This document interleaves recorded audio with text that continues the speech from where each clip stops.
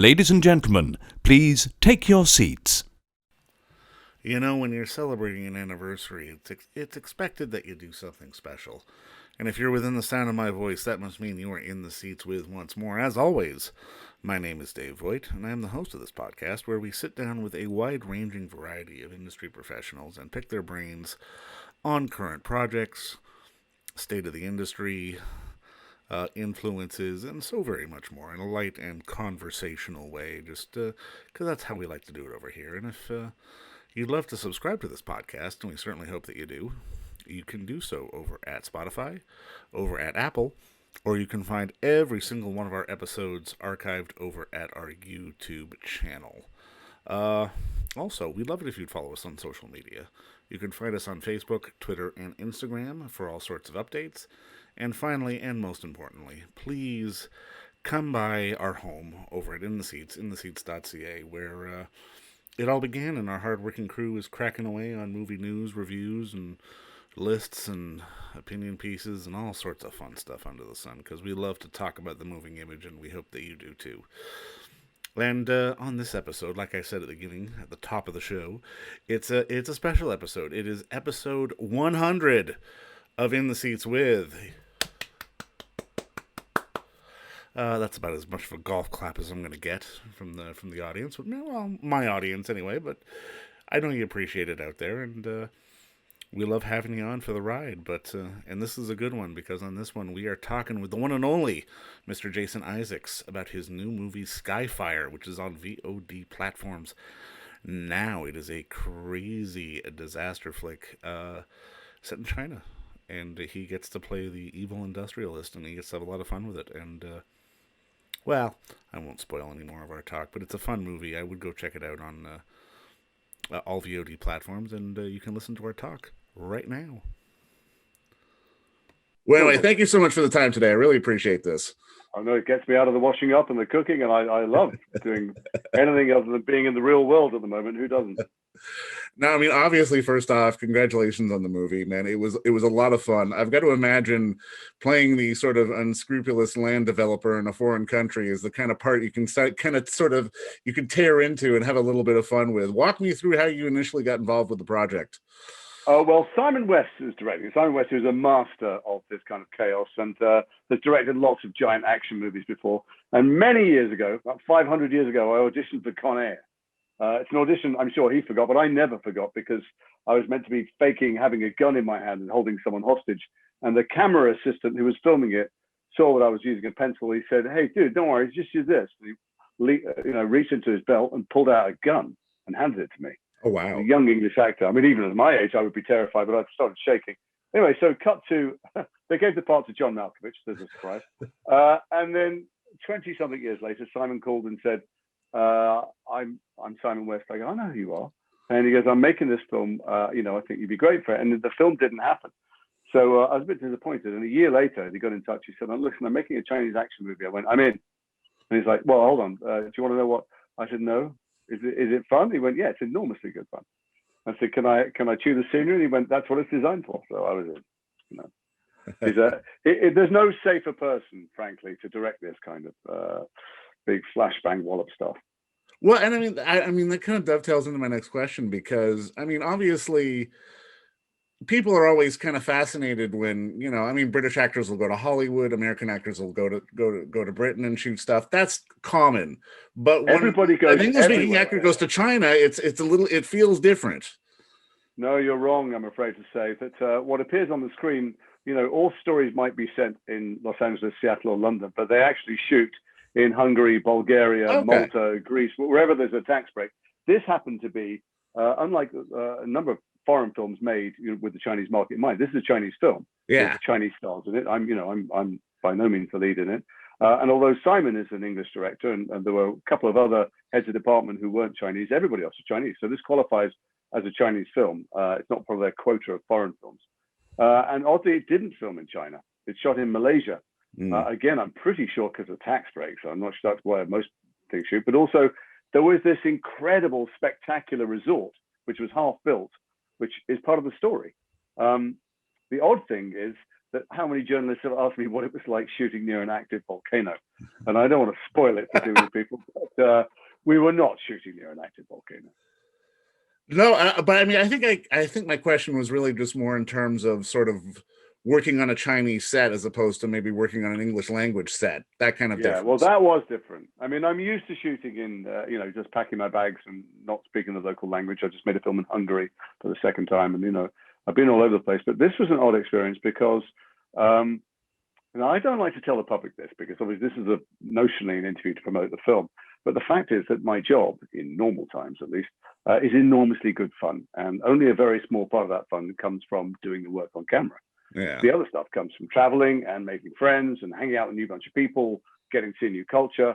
But this wasn't that because I couldn't speak a word and I couldn't understand a word of what was going on around me. So as opposed to plugging into the social environment and doing what I normally do, which is finding everyone's life story and getting in jokes, I felt like I was on a strange planet. They were having a good time with each other. And I felt I'd look over and try and find Simon's eyes, and it made us closer together because we could understand each other and no one else. No, and I mean, it's one of those things that, especially like you say, Simon is such a master at making these sort of big, spectacular sort of smash 'em up action movies, but at the same time, entirely undaunted by a sequence having a dozen different elements being made in different countries around the world, putting them together and making it seamless and exciting. Just does it, while he's having a casual conversation. It's very impressive to see.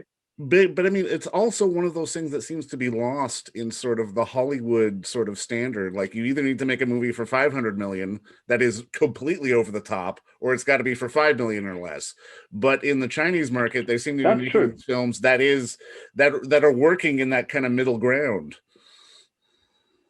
I don't know where the middle is. I mean, I've no idea what the budget was, but it seemed like there was a lot of stuff going on. I don't know that the budget was contained in any way. Certainly when you watch the film, it's spectacular. No, yeah. I do know that when it was released, so if you have a big release in the West, say a Marvel movie or something, maybe on 2,000 screens, the biggest of all, if it's the ultra age of whatever it was, when they all got together, it might be 3, possibly 4, Once in a Blue Moon, 4,000 screens. This film opened just its first weekend on 20,000 screens. That's wild. So the scale of things in China is mind-boggling. That is absolutely. I'll tell you, just to go back to your earlier question, what's it like shooting on a set? Apart from the fact, obviously, I can't speak the language, there's something else going on as well, which is they have a different kind of working life on Chinese films. So they normally don't have any days off, for instance. They don't have a Sunday off. So they'll work right through, whether it's 6 months or 9 months or whatever. They don't have the same guild and union enforced what we call turnarounds, meaning if you finish at 8 o'clock at night, you can't start till 8 o'clock in the morning on a British American film. Well, that's just not true there. You finish at 2 o'clock in the morning, you still start at 6. So it's a very different kind of work ethic.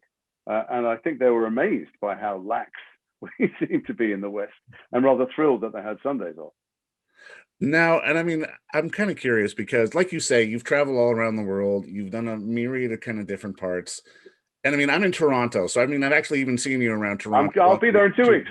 What's it like, Dave? Is it cold? It is cold. It is a bit cold. It's more dreary and wet than snow, but it's. I can't leave my hotel room for 2 weeks, so I guess the weather doesn't matter. You'll be fine. I'm looking forward to shooting there. I've shot there 5, 6, maybe more times. But I mean, my question is, like, I'm kind of curious because for me as a fan, I always equate you to stuff like Event Horizon and Black Hawk Down, and I'm sure there's other people who will reference you to Star Trek and Harry Potter. In your travels, is there any role that you've had that people go, "Oh, it's Jason Isaacs from such and such," and you're like, "Really? That one? Okay." Oh no, there's no. Listen, I'm an old fart. I've been doing it for decades, and there's periods of time when something's on. So when the OA was on Netflix, and you see people come up and they'd have a kind of look of wonder on their face, and you knew it was because they wanted to discuss the mythology of the OA. When Brotherhood was on, gang members would cross the road. And I think that's all right. They don't want to mug me. They want to high-five me. They just watch me shoot a bunch of people. When Black Hawk Down had just come out, you can tell people with military bearing and people who've served just from the way they walk, their haircuts, and they come up and you know that they want to talk to you about serving abroad. But in normal times, if somebody does notice me, I'm a pretty unnoticeable person. I have no idea whether people recognize me. I'm barely troubled ever in the public. When they come up, it's as often as not a parent who's seen me in something else that wants to point out to their child that it's that guy from Harry Potter, and the child is completely nonplussed because they think, what the living fuck would a wizard be doing standing here buying fish in the supermarket?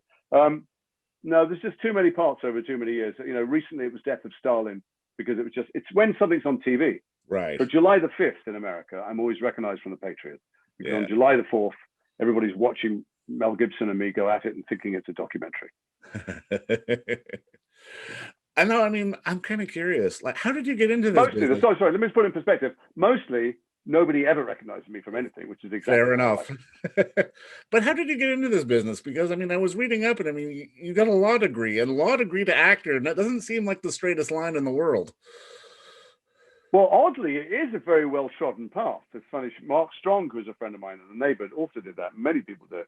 But I went to college. I picked law because I had no idea what to do, and it wasn't anything I'd already been studying in school. So I couldn't be bad at it because everyone's starting from scratch. And I'm an argumentative person, and I figured, I want to try and do the right thing in the world. A whole bunch of reasons. I don't know why I picked it. But I got to college, and I was lost in a giant sea, like everybody is in their freshers week. I was lost in this giant swirl of people trying to find themselves and define themselves. And I happened to stumble extremely drunk into an audition for something, and they became my people. I mean, it might as well have been the sailing club or, carpentry or whatever. It's just, there was a community of people that became your friends, that you had very intense conversations with. The rehearsal room is a magical place because you talk about human beings, what makes us fear, love, hate, what makes people think they're right when other people think they're wrong, and you talk about these fundamental things, and you bring bits of yourself to it. It becomes a kind of group therapy, and then suddenly people, you feel like people very intimately. Whereas you could sit next to someone in an office or do some other sport with someone for decades and never really know them.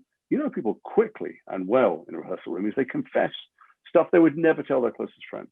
So I became addicted, and I just did it as an amateur, and then never thought for a split second that you could make a living doing it, but just, I don't know how, I stumbled forward blindly, and here I am, too late to do anything else.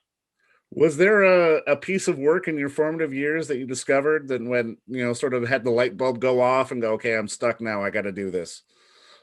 Like a play or a movie that No, you I never sort of thought I would to? do it. I thought, I went to drama school from studying law, and I thought, well, when I leave here, I'll have to do the thing, the thing being a suit, a job of some kind, something. My dad had been a manual laborer and left school at 15.